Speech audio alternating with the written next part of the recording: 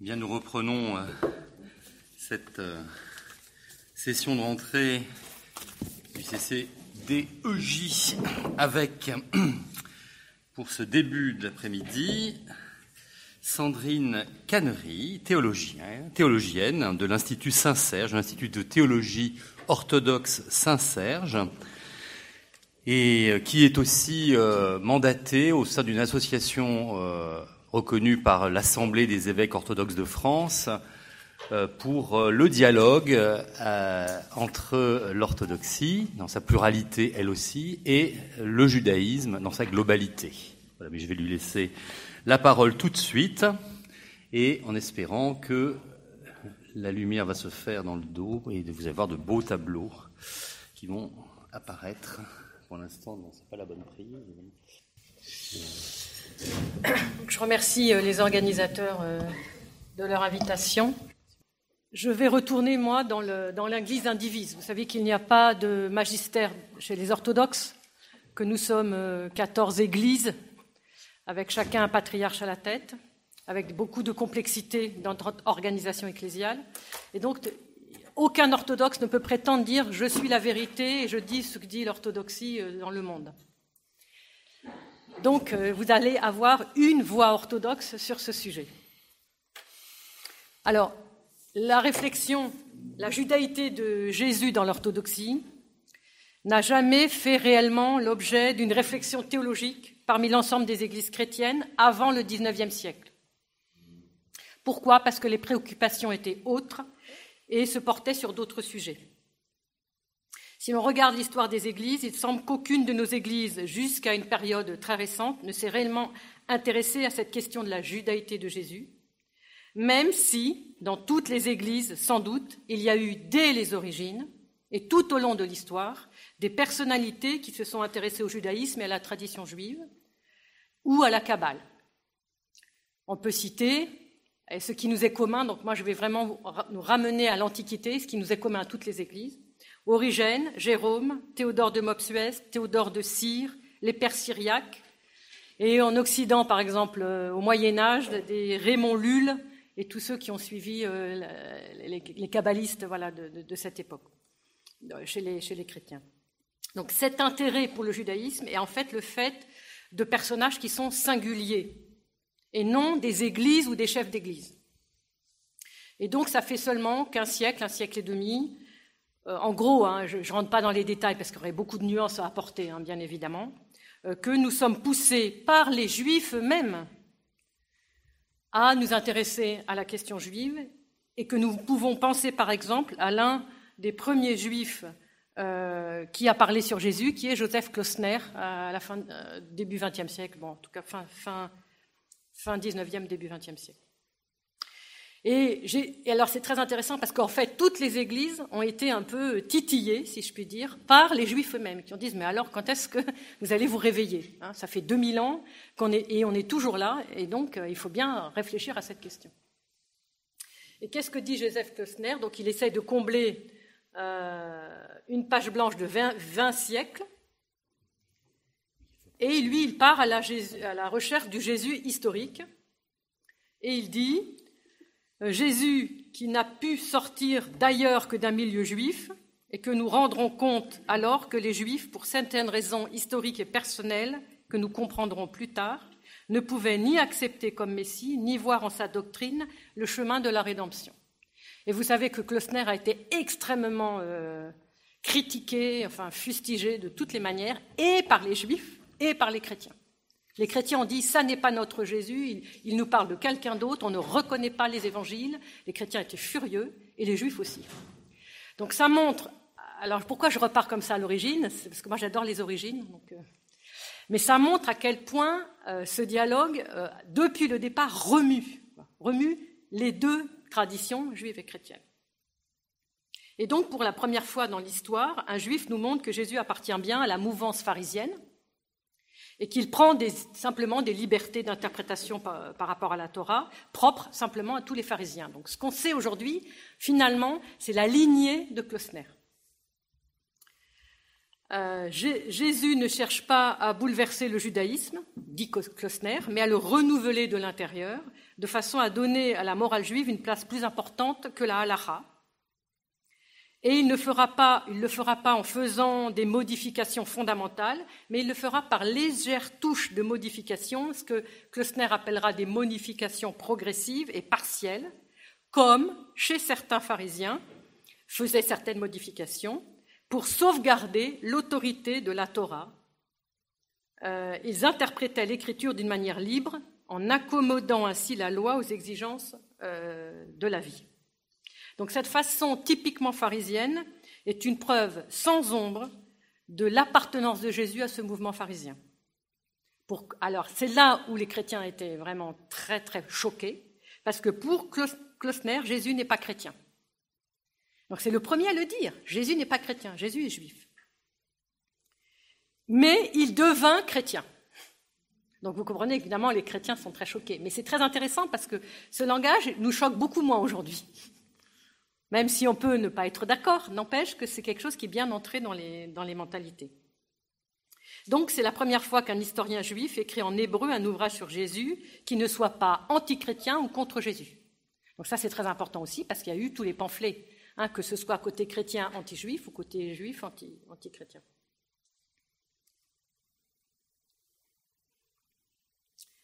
Et donc, il savait que son approche n'était pas du tout consensuelle. Et il écrit à son neveu, le grand littéraire, homme de littérature Amos Oz.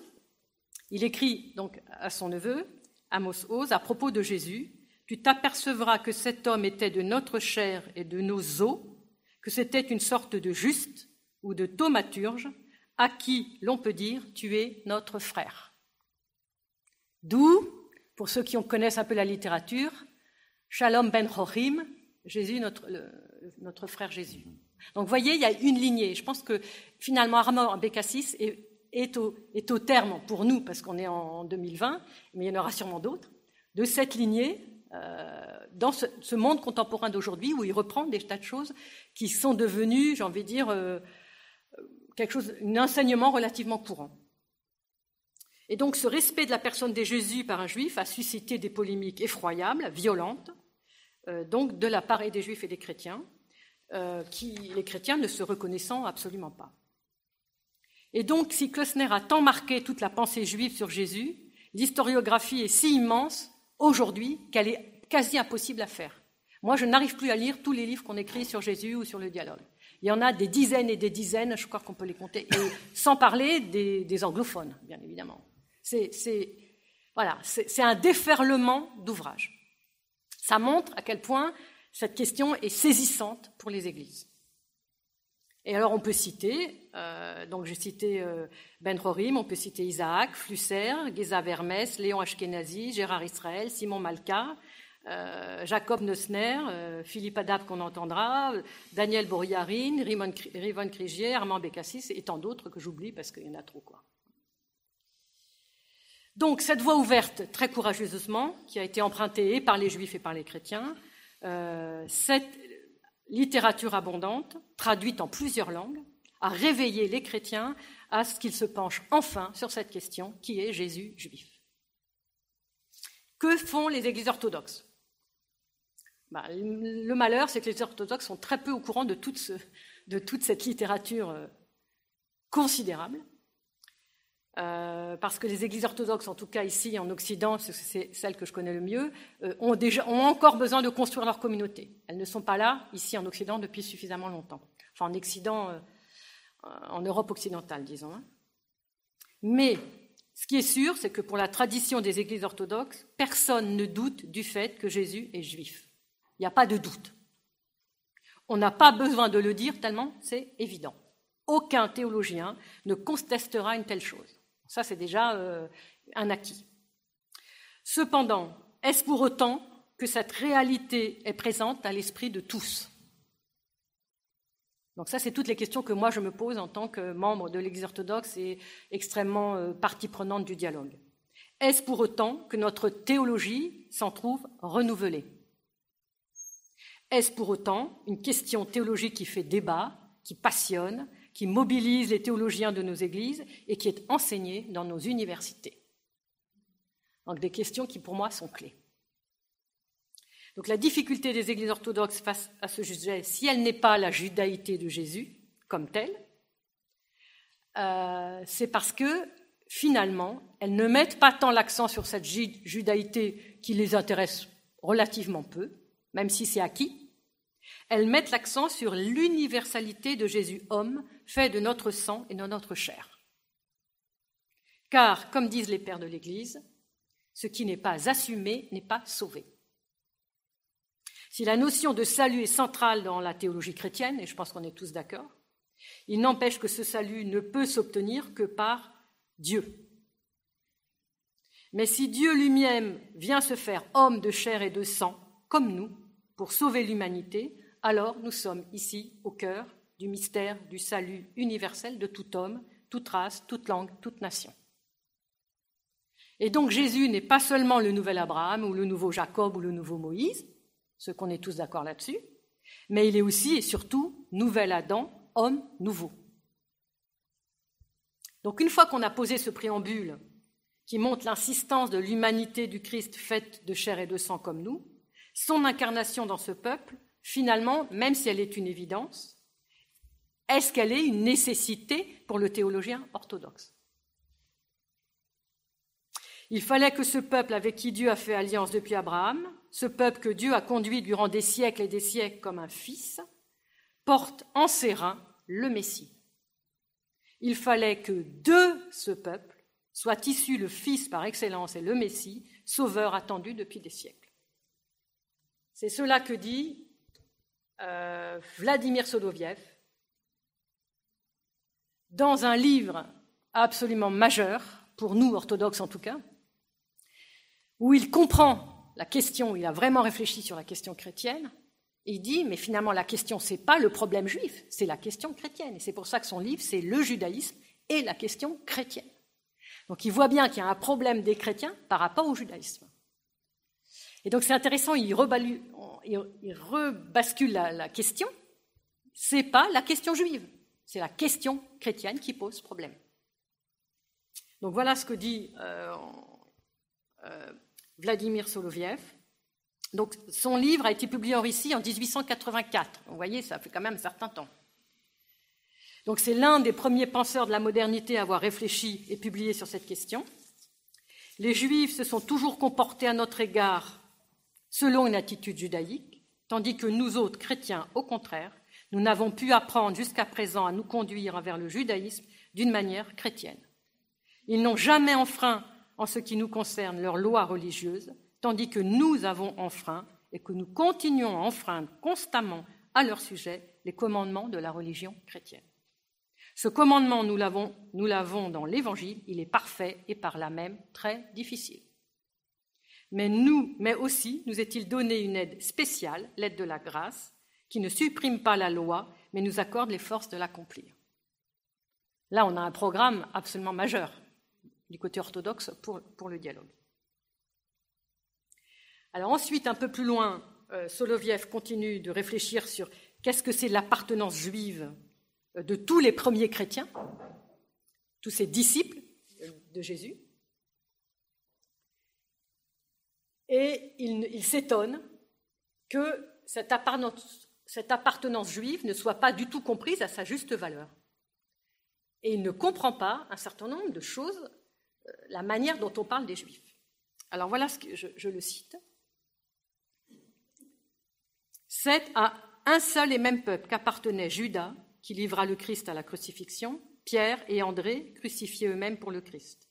Thomas, incrédule à la résurrection, était juif, mais il n'a pas cessé d'être juif, le Thomas qui crut au ressuscité et qui lui dit « Mon Seigneur et mon Dieu ».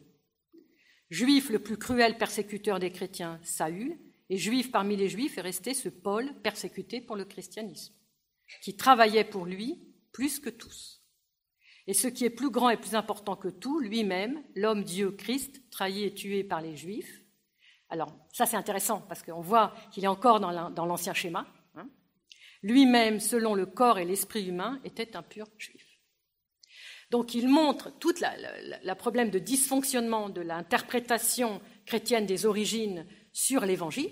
Pourquoi on dit que Judas est juif et que Pierre, Paul et Jean et Jacques sont chrétiens? Il y a quand même un problème. Donc pourquoi est-ce que les juifs, ça serait toujours les méchants ou les mauvais et les autres non? Donc déjà en 1884, on a ces questions. Donc vous voyez, c'est intéressant parce qu'elles sont anciennes même dans notre Église, même si on n'a pas su forcément ou pas pu jusqu'aujourd'hui le mettre en... Et donc, il continue, Vladimir Soloviev, « Vu ce fait significatif, n'est-il pas étrange de condamner au nom du Christ tout le judaïsme auquel appartient indissolublement le Christ lui-même? Et n'est-ce pas étrange surtout de la part de ceux parmi nous qui, sans avoir directement renié le Christ, ne révélons d'aucune manière le lien que nous avons avec lui ?» Alors, la difficulté, et elle demeure jusqu'aujourd'hui, c'est que Vladimir Soloviev ne représente pas nécessairement la voie de l'orthodoxie ni la pure tradition orthodoxe sur cette question. Parce que justement, on n'a pas de magistère. Ça, c'est la force aussi pour des questions comme ça clés de l'Église catholique. Ces paroles peuvent rester une opinion singulière sans aucun effet sur l'Église.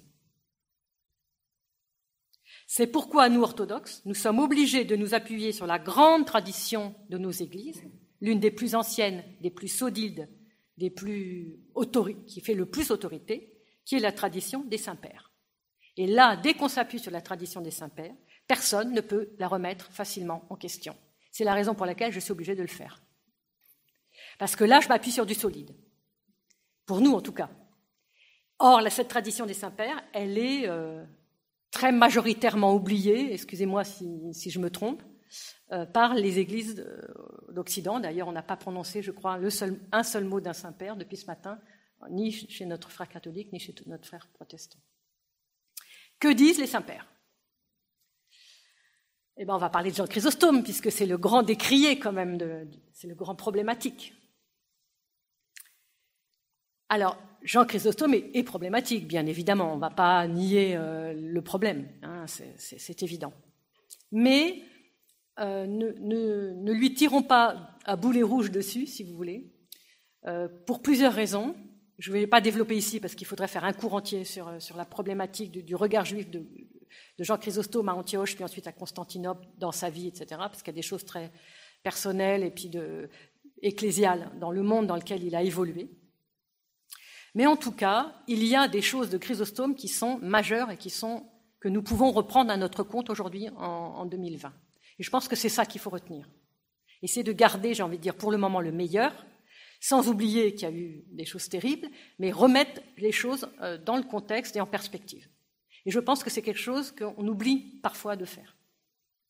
Vous allez me dire, c'est peut-être notre travail, et bon, si on peut le contribuer, eh bien, ça pourra servir à toutes les églises. Alors, voilà ce que dit Jean Chrysostome. Jésus voulait montrer qu'il ne violait pas la loi en faisant ce qu'il faisait et qu'il ne s'attribuait pas une gloire qui ne lui appartenait pas en se disant égal à Dieu son Père. Jésus s'autorise des deux témoins qui étaient les plus irréprochables et les moins suspects en ce point à tous les Juifs. Donc là, c'est un commentaire sur la transfiguration. Car, puisque Moïse avait donné la loi, les Juifs ne pouvaient pas dire que ce saint prophète eût voulu souffrir un homme qui la violait. C'est génial comme interprétation. Et qu'il eût honoré l'ennemi déclaré des ordonnances qu'il avait autrefois publiées de la part de Dieu. Élie aussi, qui avait été brûlé d'un zèle si ardent pour la gloire et le service de Dieu, se fut bien gardé de venir assister Jésus-Christ et d'obéir à ses ordres, s'il l'eût regardé comme un homme opposé à Dieu. Donc vous sentez la réflexion de Chrysostome, une interprétation du texte en disant si Moïse est là, c'est que celui avec qui est Moïse, c'est-à-dire Jésus transfiguré, il a observé la loi. Sinon Moïse, il n'aurait jamais honoré quelqu'un qui aurait méprisé la propre loi qu'on a dit, la Torah de Moïse, dans le Premier Testament. Donc, cette simple déduction de Chrysostome montre que Jésus n'est pas du tout éloigné de sa propre pratique et de sa propre observance de la Torah de Moïse, et que jamais ni Moïse ni Élie ne seraient venus à ses côtés pour témoigner de sa gloire lors de la transfiguration. Au contraire, leur présence va témoigner que Jésus observait parfaitement la loi de Moïse. Et donc, on peut reciter ici le verset rebattu dans le cadre du dialogue. Ne croyez pas que je sois venu abolir la loi et les prophètes, je suis venu non pour abolir, mais pour accomplir. Verset que Jean Chrysostome redit à sa façon, avec ses propres mots, quand il dit, je vous donne le texte comme ça vous l'aurez,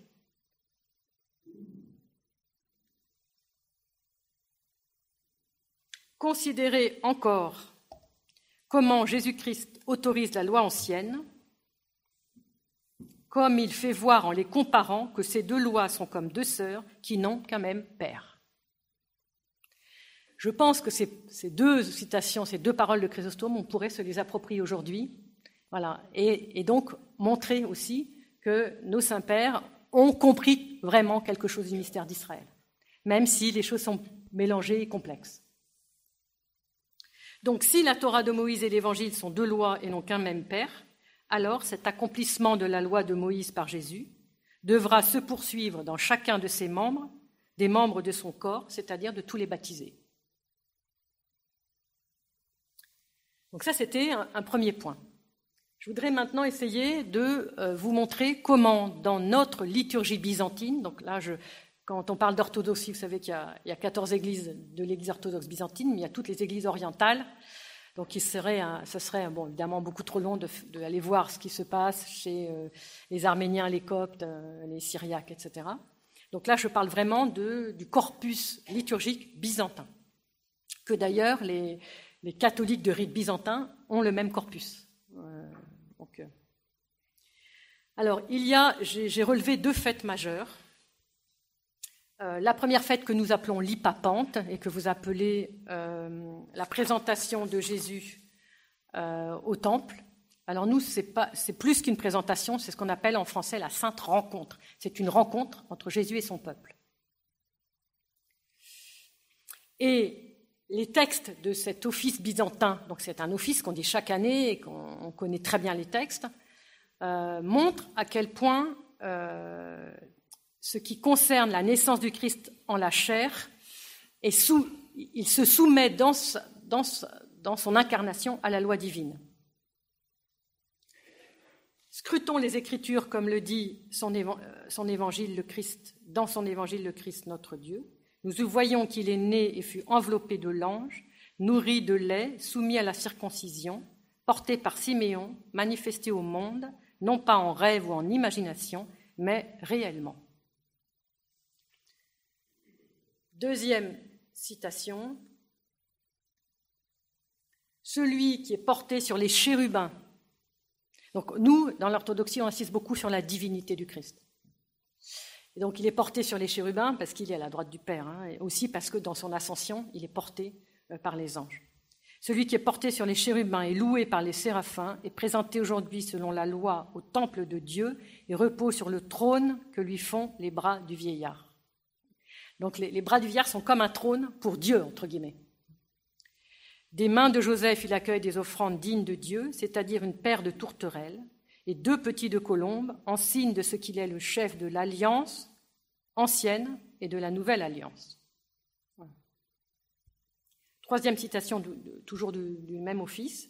« Reçois avec allégresse, ô Siméon, le Christ que tu espérais. Il vient petit enfant, lui la consolation du divin Israël, l'auteur et le maître de la loi qui en accomplit les préceptes. » Donc, très important aussi, c'est que si le Christ est Dieu, ce que je pense les chrétiens en général sont d'accord avec ça, eh bien, c'est lui qui a donné la loi.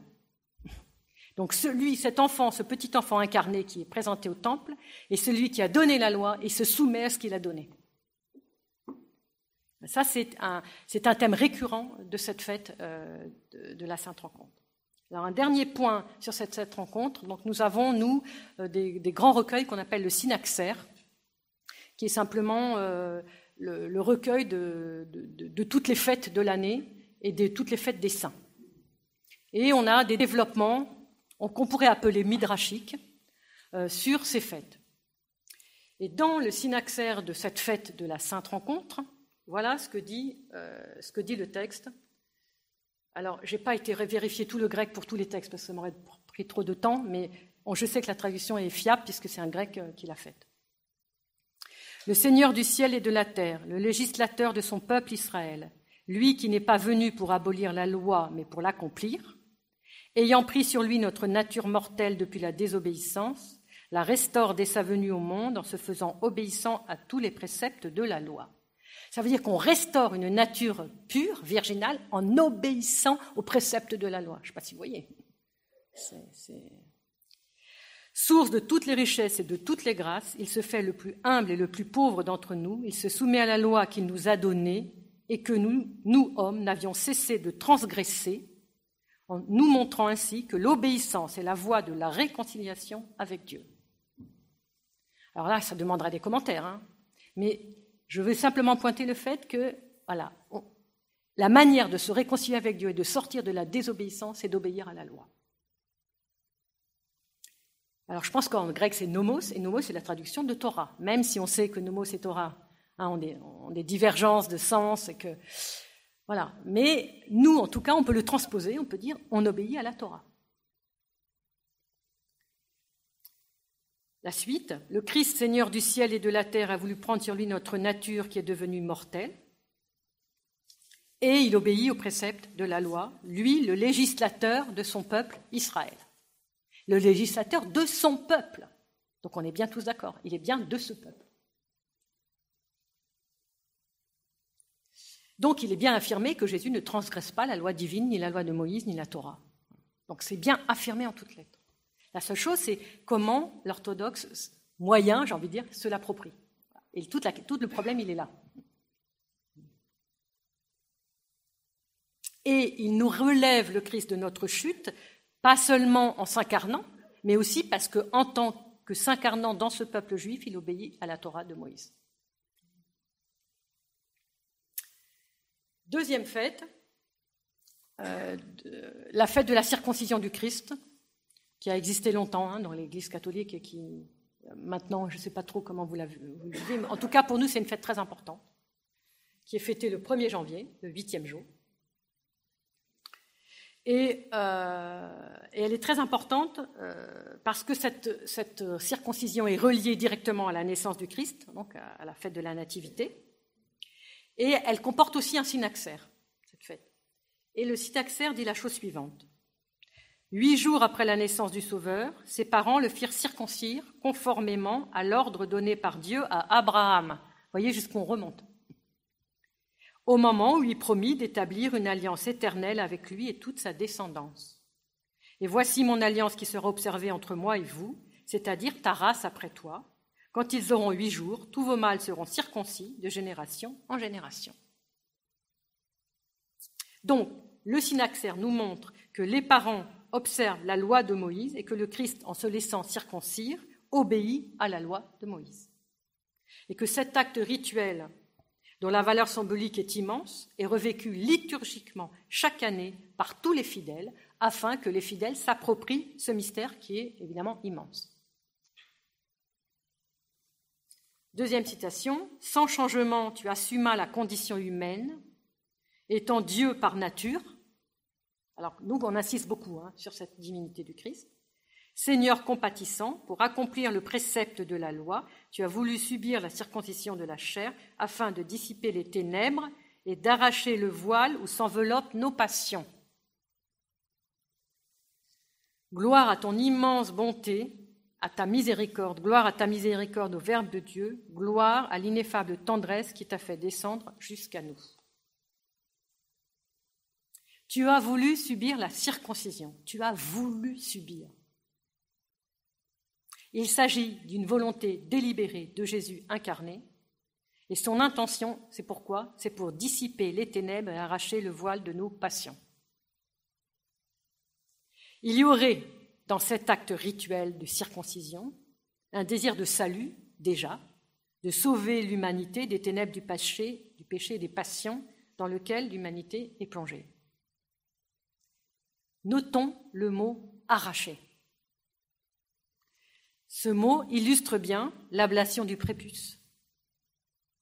dont la tradition juive dit qu'il est ôté pour parfaire le corps humain de l'homme et aider l'homme à humaniser la relation sexuelle pour qu'il la vive d'une façon moins archaïque, moins instinctive, plus mesurée ou contrôlée.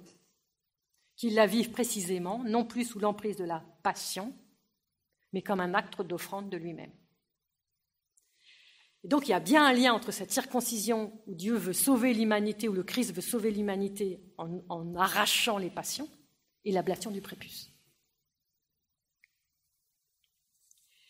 Cette humanité, Jésus l'a assumée dans une réalité concrète, objective.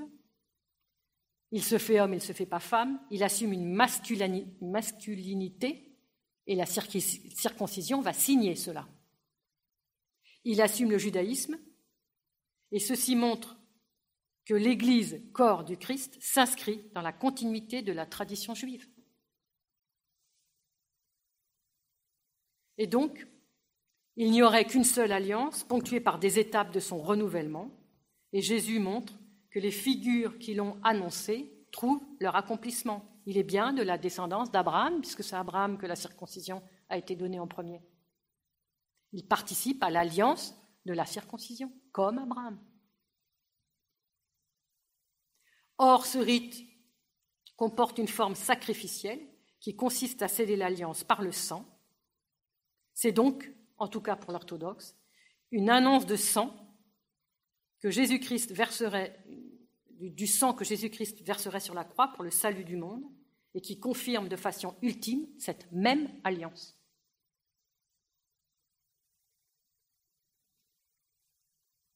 La tradition juive fait bien le lien. Tout le monde connaît ici, je suppose, les pirkei de Rabbi Eliezer. La tradition juive fait bien le lien quand elle dit entre le sang des sacrifices et l'alliance de la circoncision, de même qu'elle fait le lien entre la circoncision et le pardon des fautes. Rappelons-nous cela, parce que comme ça on comprend mieux qu'est-ce que veut dire le texte de la liturgie byzantine. Chaque année, le Saint béni soit-il voit le sang de l'alliance de la circoncision d'Abraham et pardonne toutes nos fautes. Ainsi qu'il est dit, car en ce jour on fera propitiation sur vous pour vous purifier de tous vos péchés, vous serez purs devant l'Éternel.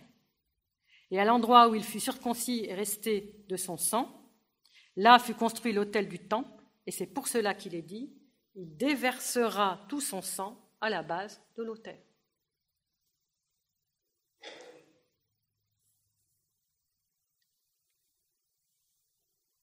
Or, dans la liturgie byzantine, est bien évoqué de manière claire, dans le conte d'Achion de la fête, c'est ce lien entre le pardon des fautes et la circoncision. Le Seigneur de l'univers subit la circoncision et retranche dans sa bonté le péché des hommes. En ce jour, il accorde au monde le salut.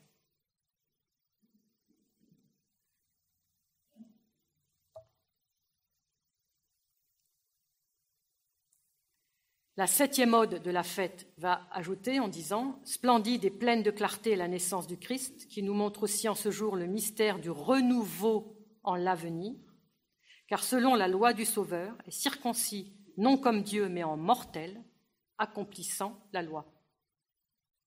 Le Créateur, pour accomplir sa propre loi, vient se soumettre en ce jour à la circoncision de la chair, en retranchant ainsi l'hiver du péché. » Donc il y a bien un lien et dans la tradition juive et dans notre tradition liturgique, entre retrancher un prépuce et le pardon des fautes. Et le versement du sang, même si c'est une petite goutte.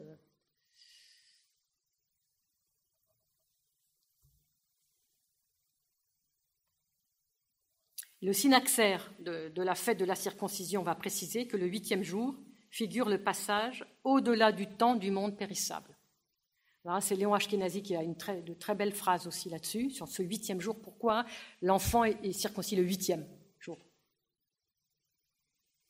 Et ce 8e jour, celui de la circoncision, est en fait, pour nous chrétiens, celui de la vie sans fin et sans changement, celui de la résurrection que le Christ ouvre à toute l'humanité. Même si la circoncision est déjà inscrite, bien évidemment, dans le Premier Testament et dans toute la tradition orale, c'est évident. Et voilà ce que dit le synaxaire. En étant circoncis le 8e jour après sa naissance, le Christ nous annonçait sa résurrection et notre délivrance finale.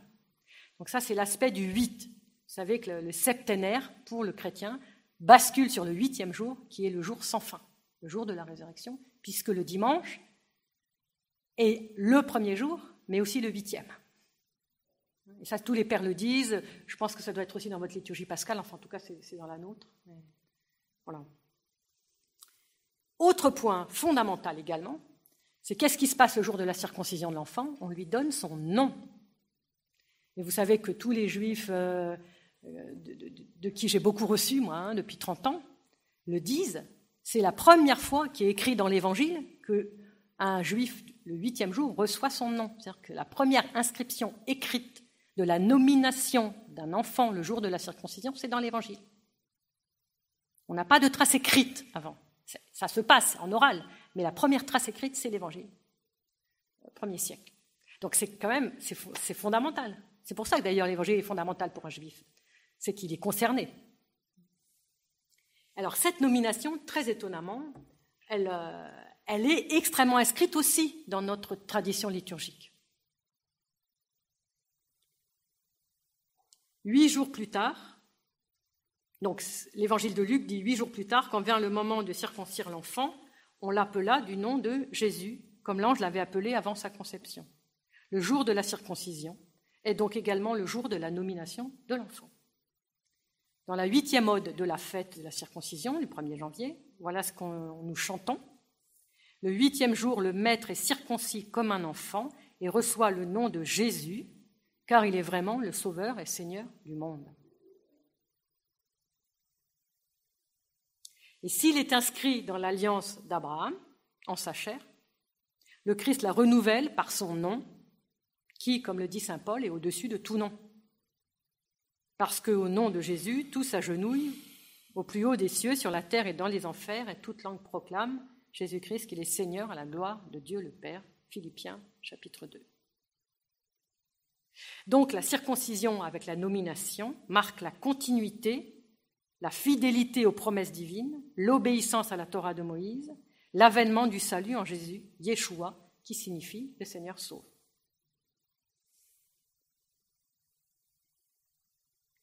Le synaxaire va insister sur l'importance du nom donné ce jour-là à Jésus.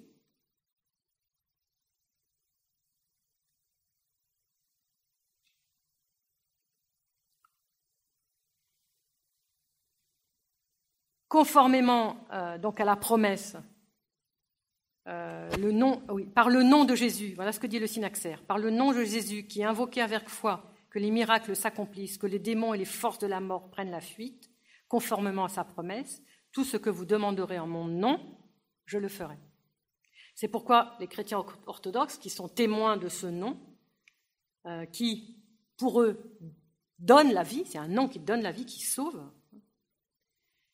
ils s'appuient sur la parole, quoi que vous puissiez dire ou faire, que ce soit toujours au nom du Seigneur Jésus, en lui rendant grâce par Dieu le Père. Et le synaxaire va terminer cette importance de la nomination du 8e jour en disant « Ce nom de Jésus, Yeshua, il est écrit en toutes lettres, en tant que sauveur est particulièrement utilisé dans la prière des chrétiens d'Orient, appelée la prière de Jésus. » Et donc là, la 9e ode donc des mégalinaires de l'office des matines de cette fête de la circoncision, voilà ce que nous disons. Magnifie en mon âme celui qui reçoit la circoncision le 8e jour. Dépassant les limites de notre humanité, le Christ naît de la Vierge surnaturellement, et comme l'ordonne la lettre de la loi, il est circoncis dans la chair, pour qu'en lui la loi fût accomplie. En ce jour, le Seigneur est circoncis dans sa chair comme un enfant, pour accomplir sa propre loi. En ce jour, le Seigneur est circoncis dans sa chair et reçoit le nom de Jésus. Alors, permettez-moi de faire une petite pause. Parce que pour nous, il n'y a pas de... Il n'y a pas de liturgie sans iconographie. Oh, tu m'embêtes, toi.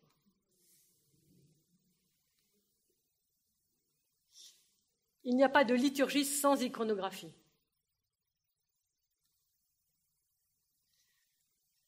Il y a évidemment, pour toute fête, une icône. C'est obligé. Alors, il y aura plusieurs types d'icônes. Il y aura les Russes, les Grecs, les Serbes. Enfin bon, vous connaissez un peu la diversité de l'orthodoxie. Donc, cette icône ici est une icône russe assez récente. Donc, elle est, voilà, alors, l'icône est une interprétation, bien évidemment. Je vous en fais passer plusieurs et puis je vais m'arrêter sur une que je voudrais un petit peu plus commenter. Parce qu'elle est plus, à mon avis, plus traditionnelle, mais je ne suis pas douée, moi, avec ces trucs. Si quelqu'un peut m'aider. Je ne sais plus où c'est. Alors, une autre.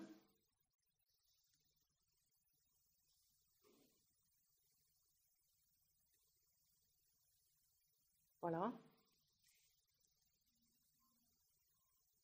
Hyperitomie. Tout Christou. Hyperitomie, tout Christou. Donc on comprend très bien tous le grec. Circoncision du Christ, tout simplement. Alors, vous voyez bien que ça ne correspond pas du tout à la manière dont se passe une circoncision. Jamais la mère ne pose l'enfant.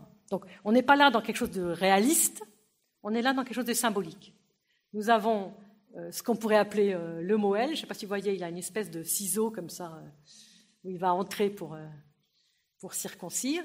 Il y a celui qui prie derrière avec le livre, parce qu'il y a des prières à dire. Et puis, il y a la mère de l'enfant, et puis, évidemment, la lumière. Bon, ça aussi, c'est une icône relativement récente.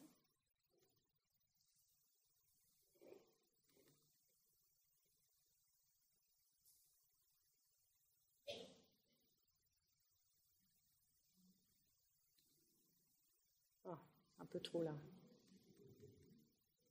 Pardon, excusez-moi. Je ne sais plus comment faire. Voilà. Donc ici, là, on a Marie et Joseph, et puis on a un prêtre donc, qui est habillé à la manière des prêtres, voilà, avec quand même le chapeau du prophète. Donc, dans l'iconographie byzantine, quand vous voyez quelqu'un avec un petit chapeau rouge, comme ça, c'est le prophète. Et il a un énorme couteau, et il a un vase parce qu'il va recueillir le sang. Mais l'Église est une Église byzantine. On a les portes royales. Enfin, on voit bien qu'on a transposé les choses de manière à ce que ce soit recevable par un chrétien orthodoxe qui ne connaît rien d'autre qu'une Église byzantine. Et la dernière que je voulais vous montrer. Voilà. Alors celle-là, elle est plus ancienne. C'est elle est dans une église roumaine en Moldavie. Et c'est une fresque du XVIe siècle, de la fin du XVIe siècle. Donc elle est très ancienne, elle est très belle. Et alors, ce qui est très intéressant, c'est on est aussi dans une église byzantine mais on a quelque chose qui ressemble un peu à une béma ou à quelque chose qu'on pourrait retrouver éventuellement de la synagogue. Et on a Marie et Joseph qui présentent l'enfant, et puis le prêtre prophète Moël, enfin, je ne sais pas comment on pourrait l'appeler, qui est là avec son couteau et qui va circoncire. Et à côté, nous avons Saint Basile. Pourquoi ? Parce que le 1er janvier, nous fêtons aussi Saint Basile. Saint Basile est un de nos pères majeurs pour nous dans l'orthodoxie. Alors, voilà, on pourrait passer du temps, bon, j'ai peu de temps, on ne va pas le faire, mais je vous invite vraiment, pour ceux qui veulent connaître un peu l'orthodoxie, de vous renseigner au niveau des icônes. Chaque fête, chaque saint a une icône. Il n'y a pas une seule église où il n'y a pas d'icône, ça n'existe pas. On ne prie jamais sans icône. On est dehors dans la campagne, on met une icône, quoi. C'est fondamental pour nous. La représentation, alors là, on pourra en discuter aussi par rapport à la question juive, mais c'est fondamental parce que tous les sens doivent être honorés. L'odorat, le toucher, la vue, l'ouïe. Donc on essaie d'avoir une liturgie holistique de manière à ce que la personne qui célèbre soit plongée vraiment dans une liturgie. Alors, je voudrais faire maintenant un dernier petit point, parce que je ne voudrais pas dépasser mon heure, sur le lien entre circoncision et baptême.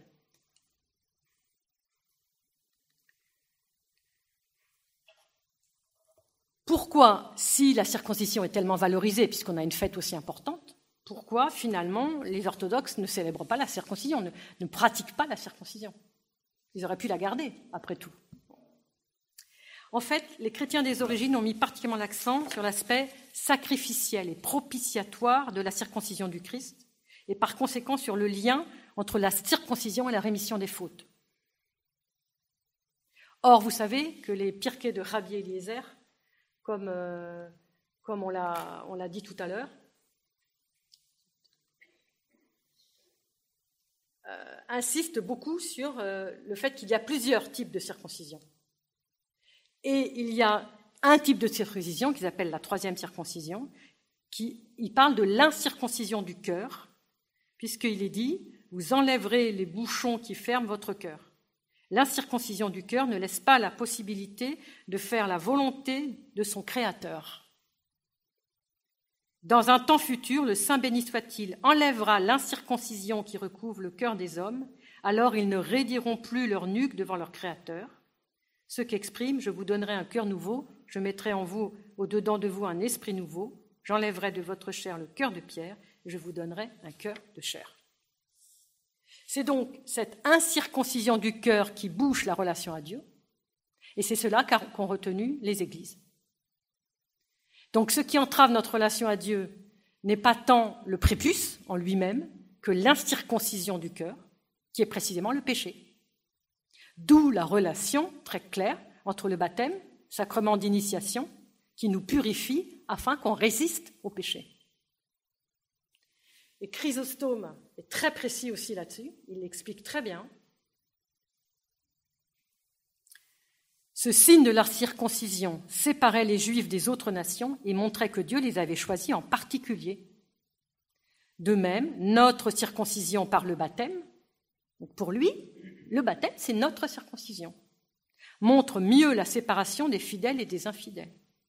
Nous ne sommes point circoncis dans la chair par le retranchement des péchés de la chair, car ce que faisait la circoncision de la chair, le baptême le fait en supprimant nos péchés. Une fois que nous nous en sommes dépouillés et que nous avons revêtu la robe de pureté, persévérons, mes bien-aimés, dans cette pureté et restons supérieurs aux affections de la chair en embrassant la vertu. Donc ce que Chrysostome insiste, et c'est ce sur quoi insistent les églises, c'était toute la question aussi de l'universel et de l'intime qu'on a débattu depuis hier, c'est le péché, il est extrêmement personnel, il est extrêmement partagé. Mais en même temps, je ne peux pas lutter sur le péché de mon frère, je ne peux lutter que sur mon propre péché intime. Et donc c'est ce rapport de la circoncision et du baptême comme purification du péché, comme retranchement des fautes personnelles, qui fait le lien avec la circoncision qui est personnelle, parce qu'on ne coupe pas le prépuce du voisin, on coupe celui qui a 8 jours. Et Origène va encore plus loin quand il dit « On veut que toi qui écoute la parole de Dieu, toi qui as peut-être déjà obtenu la grâce du baptême et qui fus agrégé au nombre des fils d'Israël, donc on l'a dit ce matin, ça rejoint ce que vous avez dit, il y a donc très clairement un parallèle fort. Toi qui fus agrégé au nombre des fils d'Israël et qui reçus en toi Dieu comme roi. Par le baptême, tu as été agrégé aux fils d'Israël et tu reçois Dieu comme roi. Origène, IIIe siècle. Donc c'est pour ça qu'il faut remettre les pères en perspective, parce qu'ils ont beaucoup à nous apprendre, qui pourraient renourrir tout notre rapport à Israël en remettant en perspective et en essayant de les inclure dans notre modernité, parce qu'évidemment, ce n'est pas simple. Le langage est très différent aujourd'hui. Donc ça montre que si le baptême intègre la personne au nombre des fils d'Israël, il y a donc un parallèle extrêmement fort entre circoncision, qui est le signe de l'alliance, et l'appartenance à ce peuple et le baptême. Aphraat le persan, je ne sais pas si ça vous dit quelque chose, donc c'est un père très important pour nous, qui est un père syrien. Alors là, on est au-delà de l'Empire byzantin. Il montre que le baptême est la suite de la circoncision. Donc ça, c'est très intéressant aussi. Donc c'est une autre approche, mais qui est très intéressante. Et Il explique que les fidèles chrétiens doivent non pas répéter, mais avancer. Ça nous dit quelque chose, ça. Il doit faire le ridouche, finalement, non pas reproduire à l'identique et refaire la circoncision, mais avancer. Et qu'est-ce qu'il dit ? Il dit que tandis que le peuple hébreu venait tout juste de traverser le Jourdain, Josué l'a circoncis une deuxième fois lors de son entrée en terre promise. Donc il dit, Josué, fils de Nun, circoncit le peuple avec des couteaux de silex une seconde fois lorsqu'il passa le Jourdain, lui et son peuple. Et Jésus, notre Sauveur, circoncit les peuples qui crurent en lui une seconde fois de la circoncision du cœur.